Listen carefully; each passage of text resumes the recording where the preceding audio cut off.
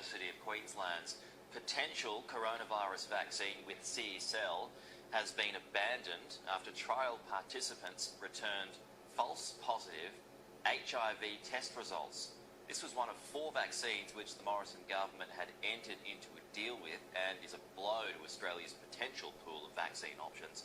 Let's go live to Canberra now for some reaction with Tom Connell. Tom, good morning to you. It's a significant development.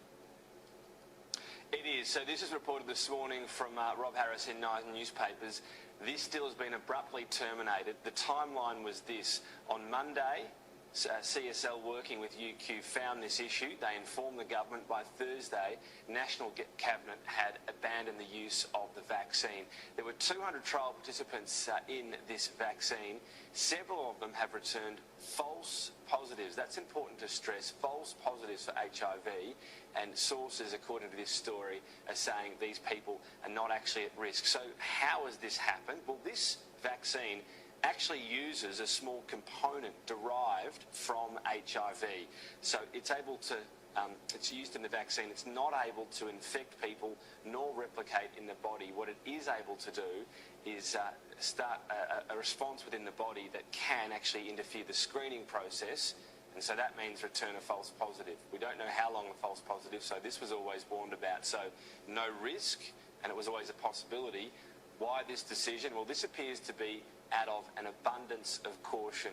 We know the importance of having confidence in vaccines. We know the risk of misinformation in these campaigns, and it appears for that reason, we'll hear more from the government, of course, later on today, but it appears for that reason it has been scrapped completely. So it's about public confidence in other vaccines. This decision, of course, would have been influenced by. This decision was perhaps hinted at yesterday afternoon by the Prime Minister, Scott Morrison, in a radio interview.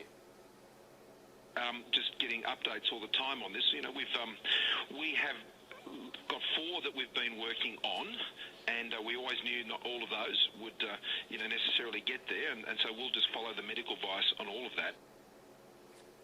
So we always knew not all of those would necessarily be successful. The government paid $4.5 million out of a fund up front, but the $1 billion price tag given to this did not have to be paid until a green light had been given to authority. So it's not going to severely hit the coffers. Where does it leave Australia in terms of vaccine options then? Because we do have other vaccine options, of course. Well, the government is already, according to these reports, swiftly moving to try to shore up supply of other vaccines. The remaining options, Pfizer with 10 million doses. That's the quite difficult one to get because of the cold storage. Novavax, 40 million.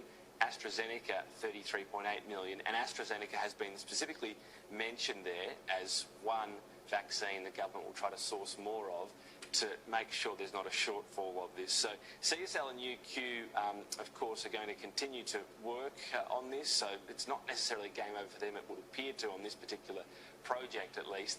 They'll provide later on a market update as well, Pete. But look, significant news, the vaccine abandoned, but this is all about confidence in the vaccine in Australia. We know how important that is for people to have confidence to actually take the vaccine and all the benefits that would flow to our economy. Yeah, all right, Tom, appreciate that. Thanks for bringing us up to speed. And you can see there CSL to make a statement to the ASX.